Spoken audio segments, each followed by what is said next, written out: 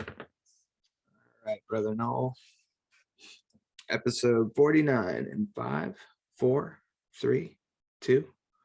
Hey, everybody. Welcome back to the Noel Casler podcast, episode 49. We're happy to be here with you. It's been another crazy week, as you all know. Big ice storm on the East Coast last night, but we're here recording. It's Saturday morning. I'm here with my main man, Jumpin' Jimmy Kennedy. Jimmy James. How's it going, Noel? Dude? Good, brother. Good. You have a nice week? It's kind of like The Shining here in Indy, man. We've had a lot of snow. Now it's bitterly cold, so I'm kind of, I had cabin fever before, and now I'm really sealed in the house for a couple of days, but we'll survive. We got plenty of snacks, a lot of good things going around still, even with the weather. But as long as you got snacks and Netflix, you'll survive, or Showtime. Did you see the Bill Cosby doc I mentioned to you? Dude, I watched it all. It was very compelling. And, I knew about the Cosby Show, but I didn't really know the full extent of his career and how impactful he was for a long time. And yeah, just a really interesting story. Really well done. If you haven't seen it, I would check it out. Yeah, well, he was a giant, he was a giant in comedy and a giant sort of, in the popular culture. He was this first sort of middle of the road African-American comedian, that became, a household name. And I was born in 1971. So Bill Cosby was ubiquitous in my childhood. I grew up watching Fat Albert every Saturday morning, and he'd sit and give you, this sort of like moral at the end of it. He'd go on camera and tell a little story to kids. And he was like America's father, and I grew up in my high school years. I was raised by my grandparents and my step grandfather and my grandmother, maternal grandmother. And my step grandfather, Vince, he worked for NBC. He was one of the first big like computer guys at NBC. That was his gig. So we would get tickets to go watch him tape the Cosby Show every season. Every year, every NBC employee would, get tickets. And it was a big deal in my family because we all watched the Cosby Show every Thursday night. It was must-see TV, Jimmy. Like the whole world would watch this, and it was good for all of us to see like this prosperous, well-educated, happy, family that was just like what everybody aspired to, in their families. And we all had a blind eye to what was going on, so it was so creepy to watch that doc and like see the studio scenes and know that his assistant was pulling women off of the set out of rehearsal to bring them to his dressing room, and like comes up in the doc. I won't spoil it for people, but there were like, these signs, they went through his career, and then you hear him, even on the Cosby Show talking about drugging women and stuff. And I do remember there was something that seemed off about him. You wanted to love him so much, and you thought he was going to be this like nice guy. And he would come out and talk to the audience before the taping, and he's the reason everyone was there, and he'd come out and like do a little Q&A. And I remember he was always like super arrogant in these things. They would be like, how much do your sweaters cost? And he'd be like, a lot of money, more than you have, and then they'd be like, how many houses do you have? He's like, I have so many houses, I lost track. But like an asshole about it, not like, oh, thanks to you guys, I have many blessings, how are you today? Thanks for coming. He was like clearly an asshole. And then I worked with him, in my own career. I did the American Comedy Awards. He came and got an award, I think, because Seinfeld refused to. So they gave it to Cosby. And I remember he took our escort. I work in the talent logistics. So we assign these talent escorts. They're handlers. I've explained this before. Here, you're assigned to Madonna, follow her around all day. If she needs water or something, let us know. And the one that we gave to Cosby, he took her back to his house, back to his townhouse in the East 60s and on the Upper East Side. And like, she was thrilled. She was this young African-American girl, like spending the day with Dr. Cosby. It was the other thing. You had to call him Dr. Cosby, and even at a comedy show, you're Bill Cosby, you're Fat Albert, nope, Dr. Cosby, and that's fine. He was worthy of respect before we knew this. But I always thought that was strange. I don't think he did anything to her, but it was bizarre. It crossed a line that most talent doesn't cross. And then I remember I did the Mark Twain Prize. He received the Mark Twain Prize at the Kennedy Center. And this was towards the end. I mean, this was right before the scandal broke open, because there was a few false starts, right? Where the public didn't really want to grasp onto it, you know. NBC even gave him a contract, you know, in the 2000s, in 2005, like he was, or 15 rather, he was about to get another, you know, NBC Cosby show when the whole thing kind of came tumbling down. But it just shows you the lengths that this industry will go to cover things up like that. Right. And what I took away from it was like, yep, that's the industry I worked in. You know, how a whole TV studio could know a guy was a scumbag, but he was powerful and wealthy, and there was a lot of jobs, you know, involved. So it pays to look the other way. You know, that's what this industry is always rewarded, like keeping your mouth shut and catching a paycheck, you know, like, and you see that because there's no way people on set didn't know what was happening. He was bringing in 10 models, 15 models every show, sitting in the audience, and then they would line up outside of his dressing room. Like, what do you think he was doing in there? You know, not to mention, and I'll shut up, but not to mention, people talk. You know, that's what you do on set, is you talk shit about the talent. You know, like if you're working production, you're going to be talking about that. So there's no way the PAs and the ADs and all these people didn't, you know what was going down, but it was willful ignorance. And I'm not putting it on that, or willful blindness. And I'm not blaming them completely. I'm just letting you know, that's how stuff happens. And those patterns carry into our modern life. Right. Jeff Zucker resigned at CNN this week because he had to, right? Because he's having an affair with his longtime girlfriend who lived in the apartment above him and his wife. Okay. Like, this was no secret in New York City society that they're in. Like, this was a long-term affair that, their spouses knew about and was basically out in the open. But so he had to retire for that, resign, essentially forced resignation. And also they were giving advice to Andrew Cuomo, when he was governor, right? But so it finally caught up with him, basically because he probably tried to screw Chris Cuomo out of his paycheck. And Chris is like punching back now. I think that's how that story finally broke. But my point is, Jeff Zucker was the head of NBC Universal Entertainment, right? When The Apprentice was put on, when Celebrity Apprentice that I worked on. And I make this point all the time, like, Jeff Zucker knew what was going down. You didn't work in TV and not know Trump was, molesting contestants on Miss Universe. Yeah, you did not grow up or live in New York City and not know this guy was laundering money for the mob and was a complete idiot, let alone a billionaire. Because Jeff did him the favor of giving him the job. Trump was broke when he got The Apprentice. He'd blown his father's inheritance, that he strong-armed his siblings into signing away, So, the dad's business, they sold it for a one-time lump sum. They should have held on to it, but Trump's a terrible businessman. So he blew that money trying to bail out his casinos, and then he was broke. And Jeff Zucker gave him a fat contract and then brought in all his kids. Like I always say, real billionaires don't have their kids come work for them on TV shows, right? My dad's a billionaire. I'm in Monaco right now, racing McLarens, or I'm on a catamaran somewhere in the South Pacific. I'm not in Times Square on Sunday night letting dad know if Little John's pop-up shop is better than Meatloaf's. You know what I'm saying?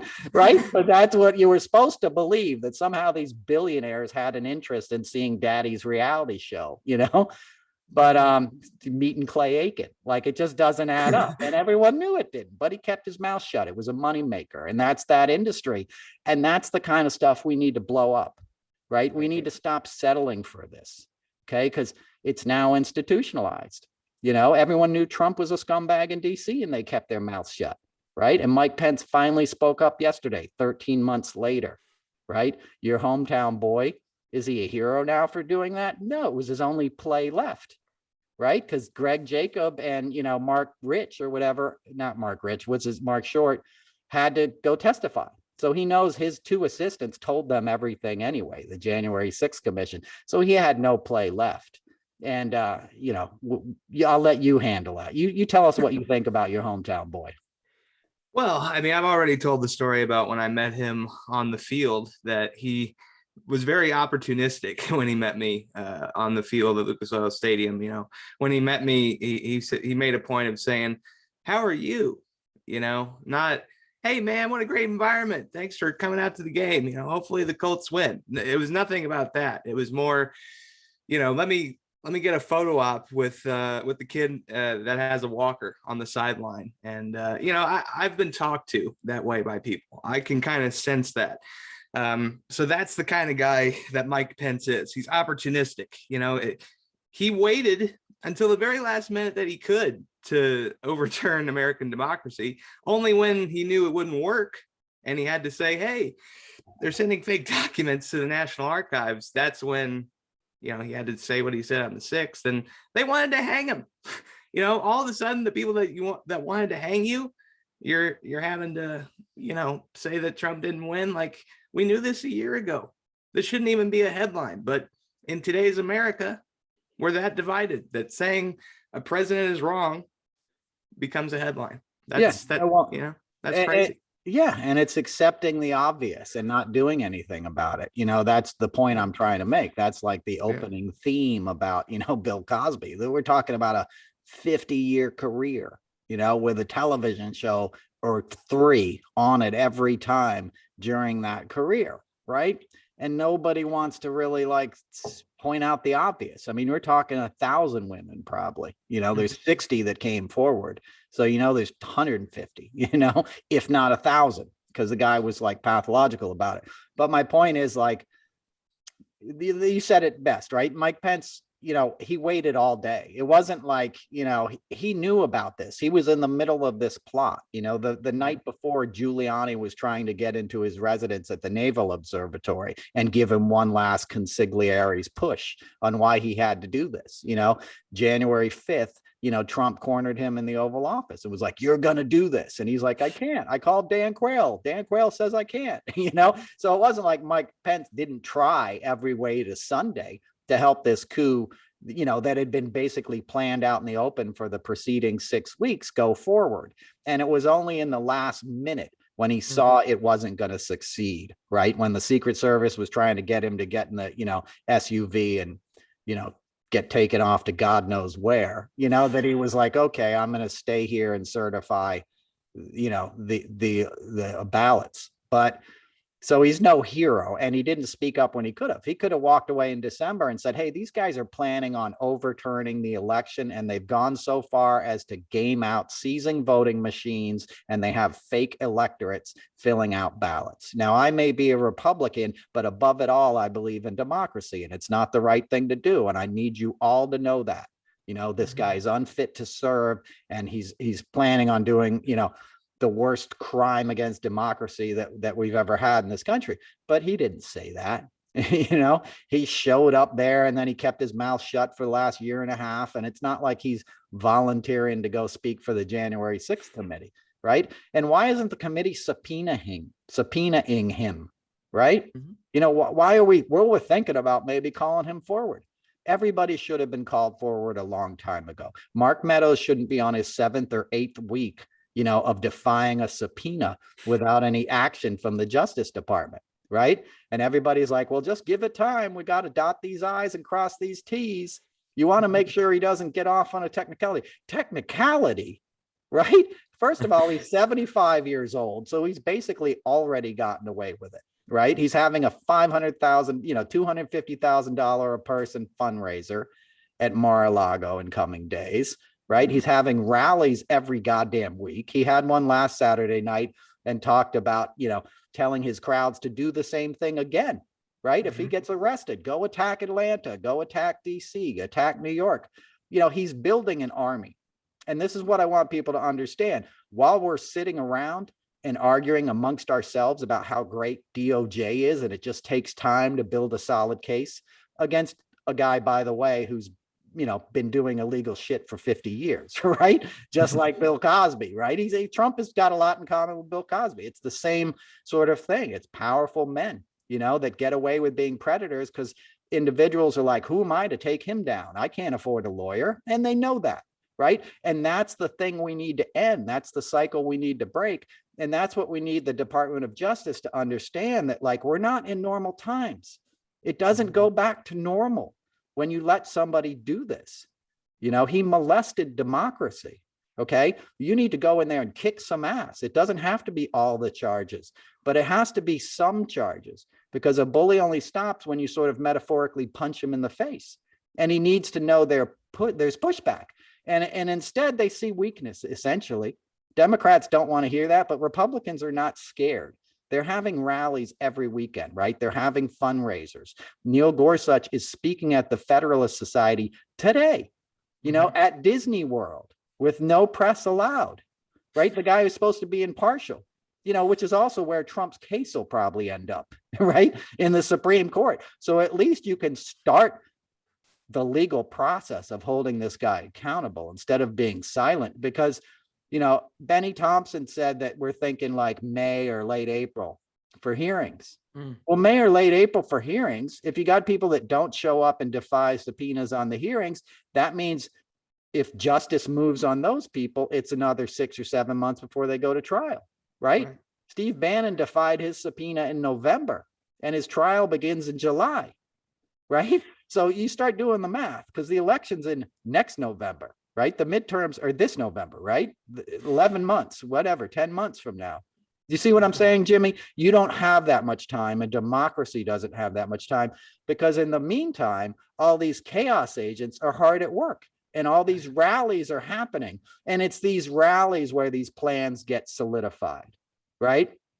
It's like Trump had a hotel in DC so he could do the real janky stuff, you know, in the lounge at Trump Hotel, right? And in the hotel room at the Willard and at his private suite in his hotel. So the same things with these militia guys. You know, the real shit gets talked about in the parking lot in Arizona, right? Before they go inside, when these bros are like, yeah, bro, I got a whole arsenal. I'm ready to throw down.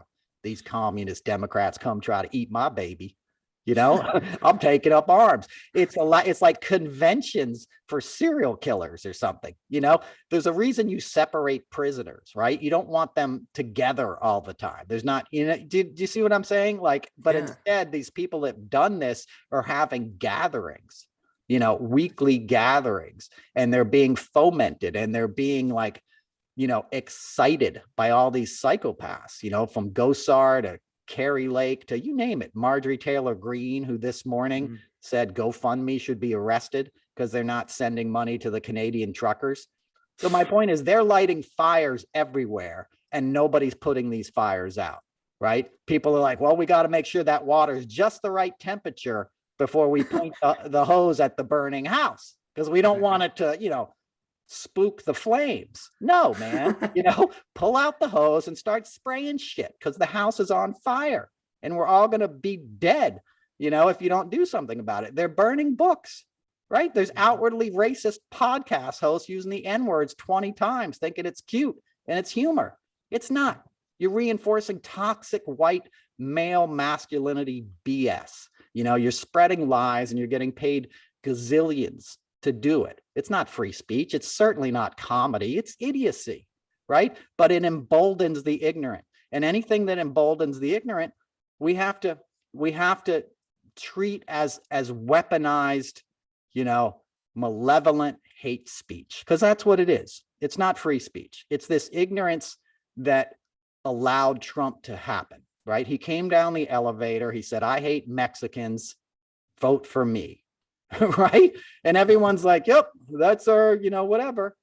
Nobody said, hey, that's the guy who was raping contestants on Miss Universe 20 years ago. You know, that's the guy that Jeff Zucker was looking the other way when he was snorting Adderall and grabbing his daughter's ass on the set. And I heard about it 100 times, you know, from producers, but I didn't do anything because it was #1 on Sunday nights. And I like money, you know, and I like my house in Bridgehampton, and I like going to Maidstone and playing golf in the summer. So don't rock the boat. And that's what we're in. You know, that's what the Joe Rogan thing is, right? Hey, don't rock the boat. He's making money for us. Spotify should be like, you're out of there, dude. We didn't sign up for this crap. But it's a Swedish guy who looks like Joe Rogan, right? It's the same thing. These white male bros running the world. Mark Zucker lost $200 billion. Facebook lost the other day. Imagine having that kind of money to lose. You know, they spent like $2 to $3 billion on the whole Meta infrastructure. Why not just take that money and house people? You got people sleeping in the streets. We don't need an alternate universe. We need an empathetic, compassionate universe now in the real world. We need to feed and clothe and give people healthcare and education, and stop like the poisoning, of our ideology and of our planet. That's, Mark Zuckerberg could be a hero if he decided he wanted to combat climate change and stuff. Dude could spend the rest of his life making this world a better place and would have a vast fortune and a vast reach to do it. But instead, he wants to make money, right? Because these tech bros become kings in their own minds. And don't get me started on Elon Musk, because that bro is a Bond villain. He's out there tweeting every day, cheering on these Canadian truckers. And it's spreading. It's going to be our greatest export is going to be fascism now instead of jazz, or rock and roll. It's going to be up because that's an American shit. Truck drivers like being assholes in a capital. And this stuff is also being coordinated by Putin, by the Russians and the chaos agents. The stuff is all similar if you break down the language and how this stuff starts in these chat rooms and everything. So, I know that's a bit of a rant on it, but it's all connected, and it all comes down to money, and it all comes down to wealthy people manipulating ignorant people and giving them the illusion of being powerful. That's what Joe Rogan does. He couches it, to these bros that listen to him on the drive to work. He's like Charlie Rose for them. All of a sudden they feel like intellectuals because they got a guy on who calls himself a doctor and uses big words. And they're like, that does make sense. I hadn't thought about that. Maybe I do have natural immunity. Shut the fuck up. You know what I mean? Mm-hmm. Take your vaccine, so, and it was damaged. People died. I guarantee you people have died because of what Joe Rogan is saying, and that's why Neil Young was like, get my stuff off of there. I don't want my music on there. So, and that's the only muscle you have left in the society. Right, is your ability to decide where you're going to spend your money. That's the only thing that's going to get anybody's attention, right? You can't, the blue wave emoji ain't going to do it in your Twitter feed. You know what I mean? You got to walk the walk. Well, and I saw a clip from an old Joe Rogan interview. This is before he signed his big deal and was totally crazy. He was talking about like people need to understand the value of vaccines. Talking with an actual epidemiologist and trying to provide actual information in the beginning, but that shows you how much money corrupts things. And one thing that Republicans always made a point to me about was like Trump gave up his presidential salary and how selfless that was. Real selflessness would have been renting out Trump Doral to homeless folks, using his golf courses to house people that needed housing, but he didn't want to take any of those steps because he wants to play golf himself. He spent hundreds of millions of dollars at his own courses on our dime so that he could play golf for free. So yeah, it's a money-making machine, man. At this point, that's what America is. And they're still printing money. Yeah, no, because it's profitable. It's easier to kick Whoopi Goldberg off for 2 weeks, right, than it is to go after Joe Rogan, or any of this other stuff. And I was Whoopi's escort when she hosted the Tony Awards in 2008. And I've done a lot of other stuff with Whoopi. You won't meet a more compassionate person. She was wrong in what she said. It was ignorant. People don't understand the Holocaust. They don't understand, it was the Hindenburg laws or whatever that said Jews were, an inferior race. Okay. So it was a racist thing, the Holocaust was the epitome of that, of racism. And, she misspoke and apologized. And it showed an opportunity for a better dialogue of understanding the horrors of the Holocaust, because I don't know enough about it all. And it's not something that I've shied away from. And I've loved, and my life has been made better by Jewish families my entire life. Like I've only dated Jewish girls. It's Jewish moms and dads that helped me become the man I am, because they're great at that kind of stuff. And I was a kid who needed a lot of help and a lot of examples of that sort of thing. I can't tell you how many times, there's 3 families in particular I'm thinking of, with 3 girlfriends that mean as much to me as my own family. And all of those families lost people in the Holocaust. I follow the Auschwitz Memorial and I meditate on this stuff every day. I look at those pictures, and you think of what it would feel like as a parent, knowing your child was there with you, in a camp. There is no comparison to the Holocaust because there's never been anything like it. It's a uniquely evil thing that is so beyond the pale, you know, and I'm not comparing this with slavery, which was the other just horror. Like, are you kidding me? How does this happen? And it's the other thing they're not trying to teach about, by the way, right? These things are allowed to metastasize in the world because you don't have enough sunlight and disinfectant on it. People want to move on and make jokes about it and act like it's, you know, not a big deal. It's a horror that you should think about every day. We need to honor the lives lost, you know, and we need to have a dialogue, because last weekend Nazis rallied in Orlando in the broad daylight. Okay. And now if people in this country understood, you know, the Holocaust in a deeper way, Nazis wouldn't have made it to lunchtime. Do you know what I'm saying? If you really fully in your heart knew what was going down, those bros wouldn't have been out there for hours harassing people and calling them Jews as they're driving by in their cars, right? They would have been dealt with. And I'm not advocating violence, but citizen's arrest or something. I would have duct taped those motherfuckers. You know what I mean? Thrown them in a moving van and dropped them off in front of the police station, right? They wouldn't have gotten away with that for 30 seconds in Germany. Okay. And they'd be in prison for the rest of their lives just for flying the goddamn flags practically, right? Because it's evil. But now it's popular again in this country. And that should terrify people.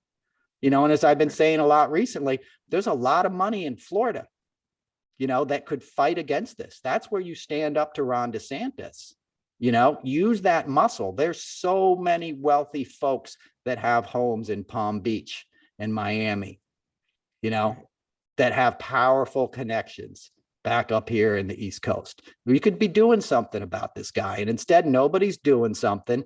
Gorsuch is at Disneyland this weekend, right? Nazis were rallying in Orlando outside of Disneyland, you know, like the state legislator is putting homophobic anti-LGBT laws on the books in Florida. They're burning books. In Tennessee, there was a book burning. Like, it's insane, you know, and only an ignorant populace would allow that stuff to happen. And I'm not just blaming the left for letting it happen. I'm talking about the people who buy into this shit. They buy into it because they're ignorant, you know, because they think it's cool and they believe the poison they've been sold by the Republican Party for most of their lives, that an immigrant or the other is their enemy. Instead, their enemy's right in front of them. They're putting 75 cents in a Coke machine and taking that can, you know, of the corporation. You know, they're filling their pickup truck up with gas from Chevron that's poisoning, you know, the rainforest and having oil leaks every other day that's causing birth defects in people. You know, it's clear who the bad guys are, you know, the Koch brothers and stuff, but they all have the Federalist Society. They have the Heritage Foundation, and that stuff gets filtered down into bro culture, right? It ends up as intolerance in a comedy club. Well, I'm just making a joke. No, you're being a misogynistic asshole and you're reinforcing toxic masculinity and racism. You know, Joe Rogan is not doing any favors to the world. It's not free speech. All the comedians he has on there are just bald dicks who say fuck every other word in their act, right? And they're popular because he was a pipeline for that. That's what the Comedy Store was in LA, you know, and in New York, there's a famous basement comedy club that churns those guys out, right? They're just like, I'm just being politically incorrect. I'm an aggrieved white guy, you know? That became very popular in comedy. The Louis C.K. crap. You know, everyone knew Louis C.K. was a scumbag and he was the biggest comedian there was. And I'm not supposed to say this because I'm a comedian, but don't even lump me in with those guys. First of all, I haven't made any money like they do, and I'm not trying to. And second of all, they're assholes. You know, when I used to do comedy clubs all the time, which wasn't that long a time, you know, because the pandemic came, you know, I hated being in there half the time because every dude would get up and do some horrible, misogynistic, stupid, lowest common denominator joke because they saw the last guy do it, you know, and the audience laughed. That's what people think comedy is like. Oh, I'm going to sit in the front row and he's going to make fun of me for being fat, you know, or being gay or something like that. That's the act in these clubs. And I was like, why am I even exposing myself to this kind of stuff? This isn't art, you know, and it's not to say things can't be funny and politically incorrect, but it's supposed to be satire that, as George Carlin said, you're punching up, You're going for the hypocrites in power that aren't representing the truth, you know, and that are screwing people over. And now it's not. It's just snivelly white guys being assholes to everything they don't understand and having other white dudes laugh at it, you know, or black guys. You know, Dave Chappelle opens for Joe Rogan. You know, he did a comedy tour with him in Florida, as I talked about on this podcast. Do you know what I'm saying? Like, I wouldn't have been doing that. I'd be like, are you kidding me? First of all, I'm not going to do a show in Texas or whatever, but you know, that's Dave's thing. That's almost his base, is like MAGA guys and stuff, you know, and somehow he's able to like get away with it because he's seen as like some bastion of liberality or something. You know, it's weird. I never got it. I was never a fan, to be honest with you. He's obviously not without talent. He's talent, but when I lived downtown and he was playing like the Cellar and all those places all the time in the 90s, they were dumps, man. You know, I went to drama school. I was like, that is so far beneath me. You know what I mean? And people are going to get mad at me for saying this. I'm just being honest. You know, I was a songwriter before I became a comedian and an actor. I'm using this to try and illuminate some things I believe in, you know, and make people laugh. I know I'm funny. I know how to write this stuff in a way that'll make it comical, but I'm trying to get you to think.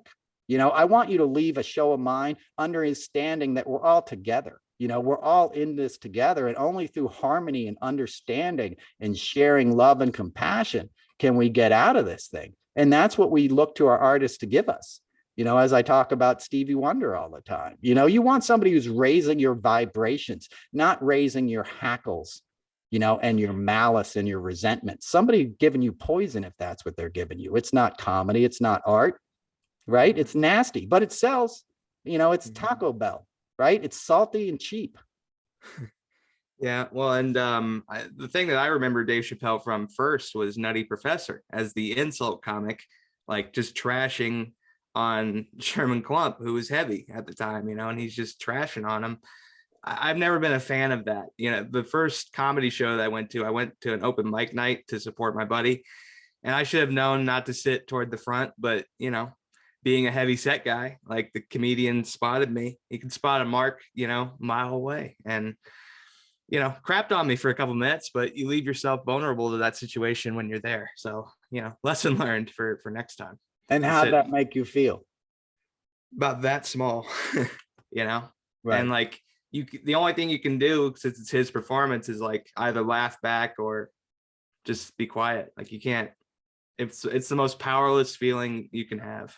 I think me off to no end, you know. Yeah, I don't really do crowd work. Like I can do improv stuff, but you know, people always say that, like, are you going to pick on me if I come to your show? It's like, I don't pick on people. You know, my stuff is prepared. Like I'm giving you the best of what I have at this particular moment, you know, to talk about these things that I feel are real issues. You know, I interact with the audience, but I'm not like, hey, where are you guys from? You know, you meet on Tinder? You know, there's all these tricks you can do in comedy, and that's a nightclub. You know, you buy some drinks, you go in there, someone insults you. That's traditional comedy club stuff. Thankfully, alternative comedy went beyond that in storytelling, you know, and I see myself more in storytelling these days, you know, because you get room to stretch out. I love the one-liners, you know, but Twitter almost solves that for me, you know, because I can do it in real time. When you do that kind of topical stuff like I do in a comedy club, it has to be more generalized. I love how I can react to the moment, you know, about stuff that's going down. But, you know, I'm sorry that comedian, you know, put you on the spot like that. It's never cool. You know, it's never fun. I imagine, you know, somebody with your circumstance is already pretty goddamn self-conscious in a public situation anyway, right? Not everybody has a walker. I cared more that he talked about my mom. He talked about your mom too? Yeah. And like called her fat. And, no. Yeah, that whole thing. This dude. Who's the comedian? And remember his name? The one before him, the guy before him tried to make me feel better.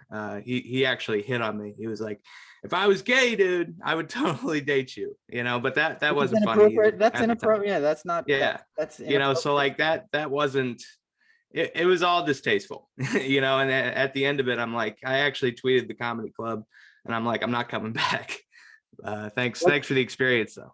What's the name of the comedy club? Because I'll make sure I never play there. Not that I do. It's shut down since the pandemic. It was called Crackers.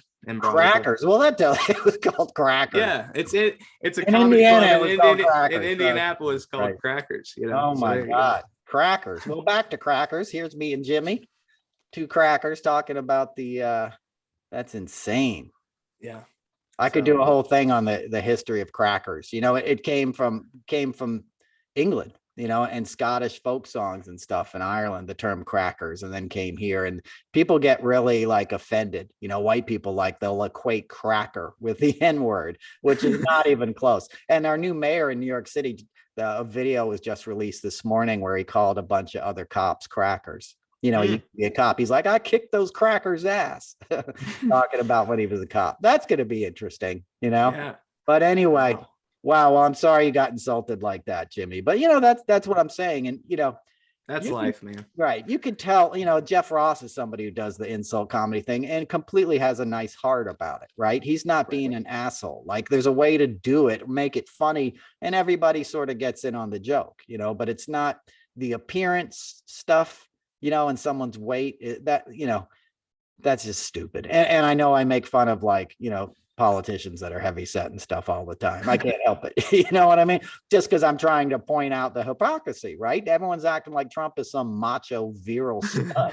The guy has to be like literally squeezed into a hard plastic boot girdle, right? That they lace up in the back. A dude standing there with his foot on it, trying to, like, put it on like a ski boot, right? It's insane if you saw that dude, right? He literally has double D's hanging over the side of the girdle. He's wearing a diaper. He's painted orange. You know what I mean? He gets winded walking upstairs. He asked for a golf cart to go 50 feet from an SUV into the Museum of Natural History and would not get out of his car until we got him a golf cart. And I was there with Ivanka, and it was like, we can't bring a golf cart into a museum. It's a museum. Like, you're not driving a golf cart into the woolly mammoth. It's the Museum of Natural History in New York. That's how he is. He's lazy. He would take a full motorcade to go to the I think it's the Hayes Adam Hotel across the street from the White House. And that's where dignitaries stay. If you're Nelson Mandela and you're coming to visit the White House, you're staying there. It's like the royal kind of guest bedroom for our country. And traditionally, presidents would walk from the White House across the street. And when I was a bike messenger in DC, I would all the time see, like, George W. Bush walking across the street, or George H.W. Bush, the old man, walking across the street instead of taking an SUV. It was sort of like always this traditional photo op, and Trump gets in a SUV and drives, around the block and uses 8 cars to do it. So he's he wears a lady's watch to make his hands look bigger. Anything you need to know about the guy, that's it, right? But so that's when I do that kind of stuff, and I get pushed back when I do it, and I probably deserve it, but to do it just to somebody who's buying a ticket and watching you perform, which is a privilege. It's an honor to be on stage entertaining people. And you should use that platform, in service of love, right? That's how I feel. And that might be too hippy dippy, but you have an opportunity to make this place better, to make people laugh, and laughter comes together. I'm not saying it has to all be clean and stuff, because these clean comics are kind of the biggest assholes, right? Bill Cosby would lecture other comics that they don't curse, and Seinfeld does the same kind of thing, and like, Jerry was dating a 17-year-old. Jerry Seinfeld would have been canceled in the 90s if he tried that shit today. He picked up a high school student in Central Park and was dating her for years, like he got lucky. But my point is, and I'm a clean comic. Yeah, but you're dating a 17-year-old. You know what I mean? Like, how clean is that, bro? But anyway, I digress. Let's talk about, we did a lot of Trump stuff. Let's talk about, like, the Neil Young, Joe Rogan thing is fascinating. I mentioned last week I'd been to Neil's ranch. Neil has his son has cerebral palsy, and he has the Bridge School benefit every year, which is to raise funds for this school that he set up, because there's a guy who, difficulty happened in his family, right? So he saw how hard it was, right? And how expensive it is with special needs, and how much research needs to be done in education, and how much more expensive it is to take care of your kid, and realize, like, he's a gazillionaire, right? But other people aren't. So let me make it easier for them.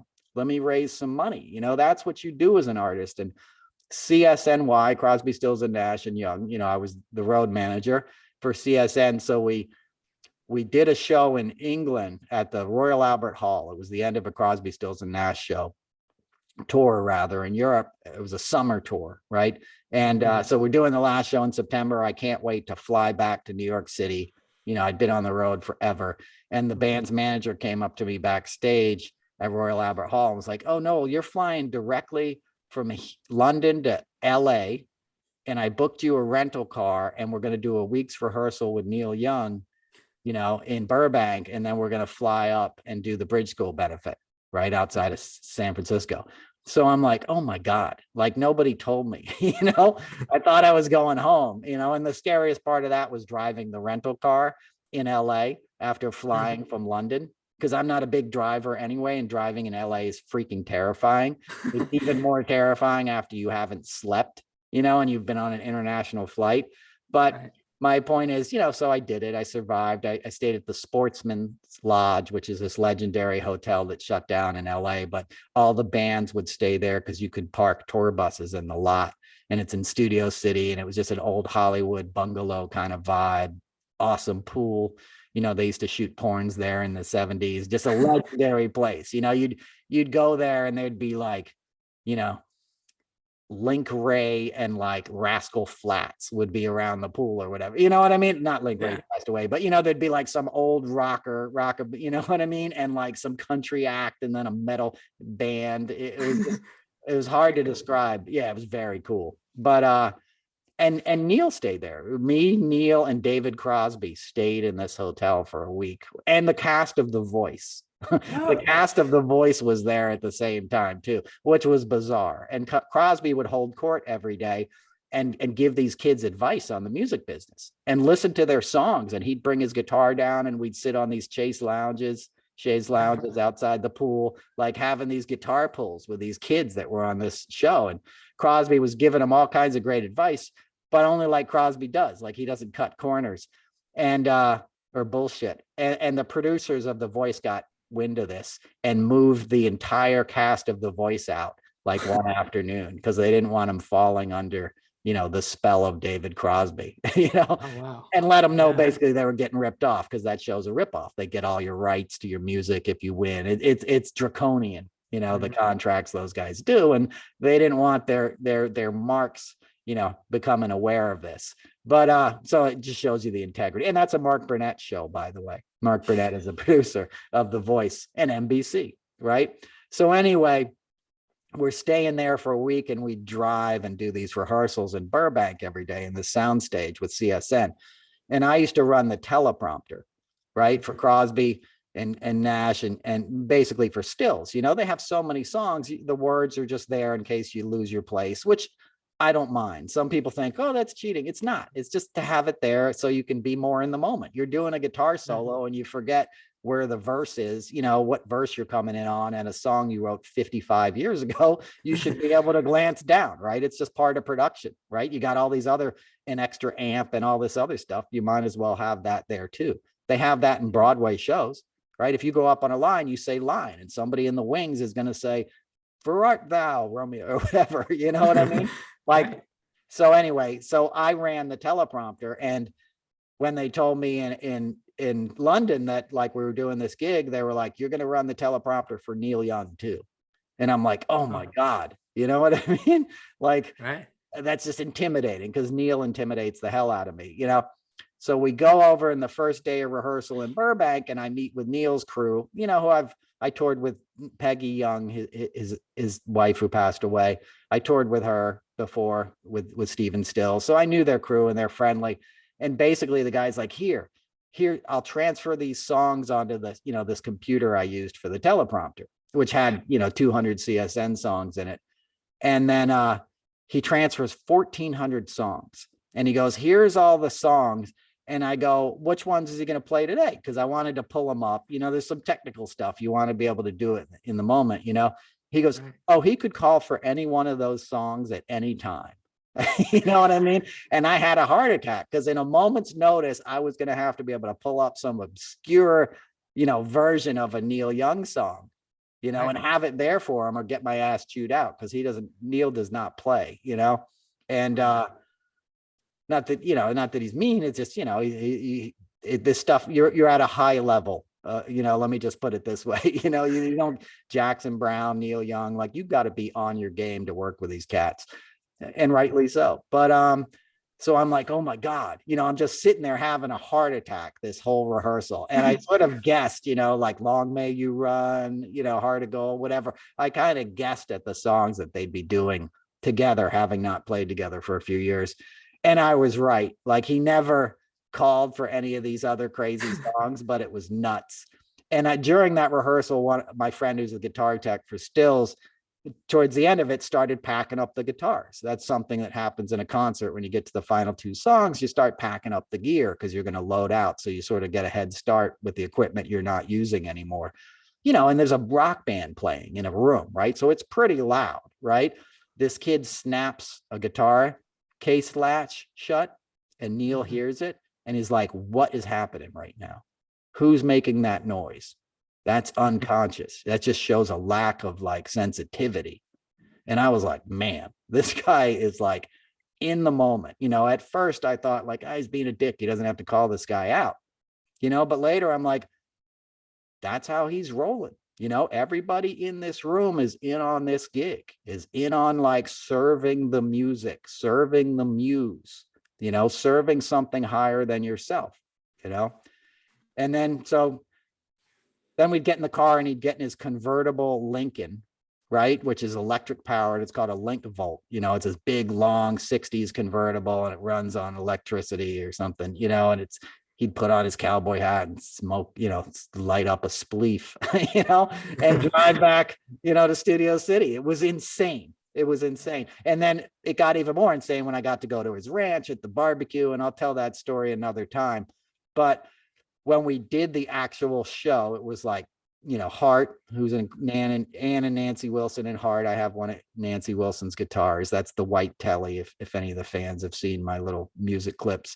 And, Tom Waits, like there was some badasses on this gig. The band called Fun, which is a big band. They were big at the time. And then CSNY. And all I'm thinking about all night is like, oh, I gotta, this teleprompter, I hope he doesn't call any other songs. I think I know what the set list is going to be. And we start the set, and I'm basically on stage.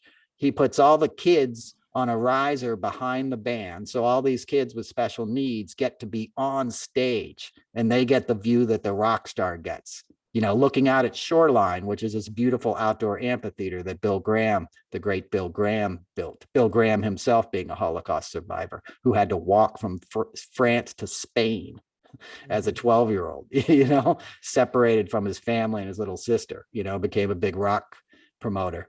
And, but anyway, so these kids are getting this once in a lifetime experience too, which I always thought was awesome, and that's what I focused on, just these smiling kids getting to be on stage with this music and this groove. It just seemed like a wonderful way to incorporate it. And so I'm all nervous. I hope the set list is right. And we had these kind of old monitors, video monitors for the teleprompter that would kind of always given us trouble. And 2 songs into the set, the monitor completely goes out. Oh, yeah. And Steven looks over at me and I'm like, you're on your own, dude. Like, you're going to have to remember the words tonight, and they did. And yeah, it was a great set. It was fine. It's just funny. Like, and nobody cared, but, so anyway, that's Neil Young. Neil Young's a good dude. He cares about the environment and the world. And, he's also like irascible, and, he's a pain in the ass in many ways, because he only cares about the muse and stuff. He'll just cancel a tour, because he's not feeling it. And that hurts crew guys and whatever. But, that's a separate issue, and that's his prerogative. But, he started an interesting dialogue because, there is nothing more important now than dealing with this pandemic, right? There's no real rock tours. People are still doing it. They're still doing comedy clubs and comedy shows, but like the industry of entertainment has been severely affected. It will never, ever be the same again. Anybody who's not telling you that is just not grasping reality. It'll never truly go back to the way it is before, because these viruses are going to be with us forever now.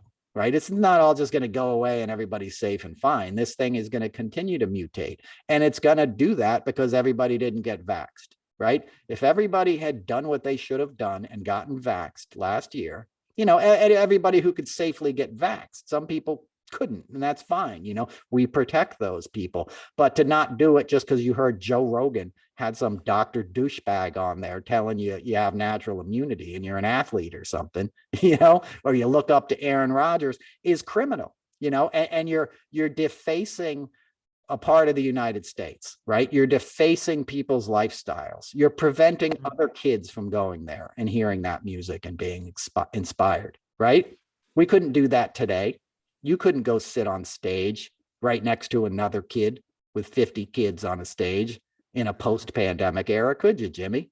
None of those kids could, right?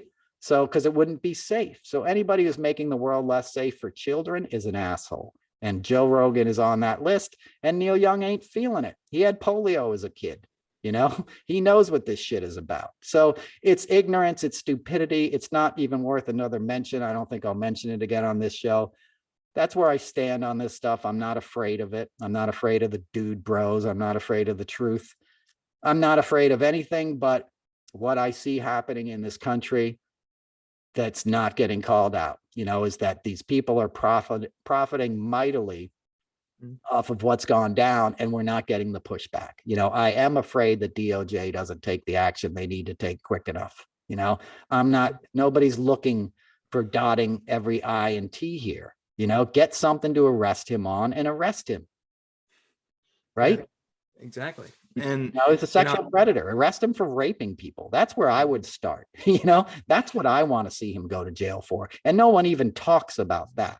Right? We just gave him a pass on that. A lifetime sexual predator, who raped a famous woman he knew, in Bergdorf and Goodman, right? And walked right out of there in broad daylight, knowing he would get away with it. And he did, right? He's still not answered for that. And the DOJ defended him in that.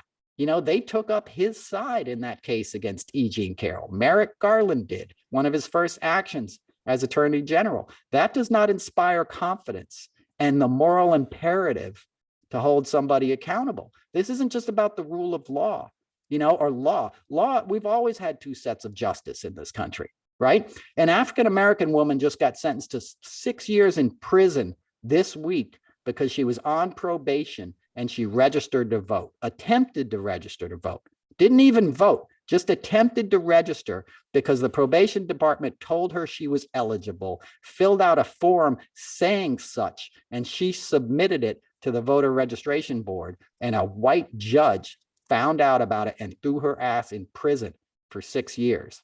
MAGA guys all across this country voted on behalf of their dead moms and stuff and got a slap on the wrist and probation, and they throw a woman in jail for it, right? And she's not the only one. So it's not a fair justice system anyway. It always slants towards wealthy white folks, and black folks, right? Bill Cosby's free today. He's sitting in his mansion outside of Philly right now. You know what I mean? Putting some freaking Benadryl in a Seagrams and 7. And seeing if somebody's going to come over and visit him, it's insane because he's rich, right? So screw that. Go after the rich guys. Show us that you care. Do something about this. Well, and the cases that, allow for that sort of thing, just give further license for it. We saw that with Kyle Rittenhouse. Like when you have rulings that go in the favor of things that are obvious crimes in a place like Wisconsin, it's going to pass down to Indiana, Ohio, the surrounding area. And Noel, I was thinking about the charity event that I founded with Timmy Global Health. It was a professional wrestling charity event where kids with disabilities could be a professional wrestler for the day. And like you talking about CSNY giving them the perspective of what a rock star is, that event basically gives kids the opportunity to get into the squared circle and be a professional wrestler for the day. So, that kind of reminded me of the event, that concert that you went to, the event that I founded. We called it Timmy Takedown. And because of the pandemic, we haven't been able to do it because it's just not safe enough for kids to participate in that sort of thing. Yeah. And it's an unfortunate reality of where we are. It is, Yeah. but that's where we are. We're going to get through this. We're going to get through this together.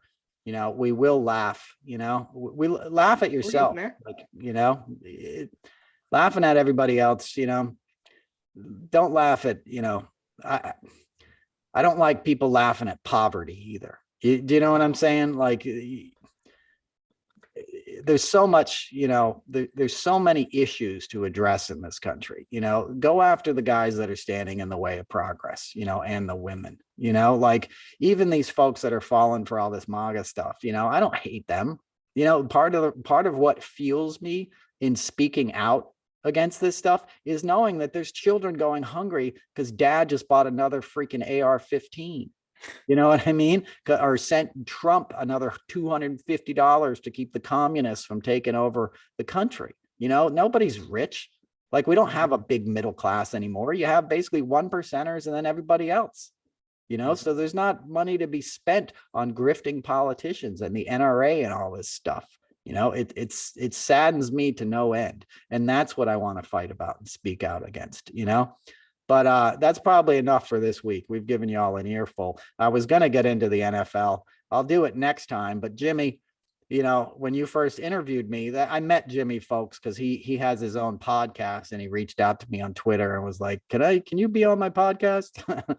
And I did, right? That's how I met Jimmy. People often wonder. We've never met in real life or anything. But then he came on board to help me with mine. But I told you the story of Marshawn Lynch, when you first interviewed me, and no one's ever really been hip to what I was trying to say to that. I said it on this other podcast with my friends recently, and they kind of got it. But, Marshawn got it that day, and we'll get into that next week. Okay. But that was between Pete Carroll and Belichick, and I worked on the Super Bowl for almost 15 years, the halftime show. And it was such an example of the institutionalized racism that exists in the NFL, which again is no secret. Like we're talking about the Cosby stuff, like, this guy Brian Flores, who wouldn't want that guy as their coach? You know what I mean? How well does he speak of himself, and how well does his record show? And then the fact that he gets fired and stuff, it's like insane.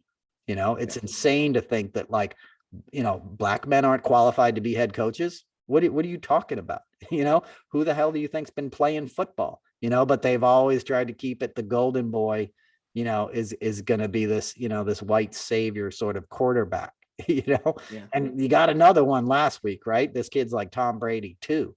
I'm not dissing on him, but Jesus Christ, you know what I mean?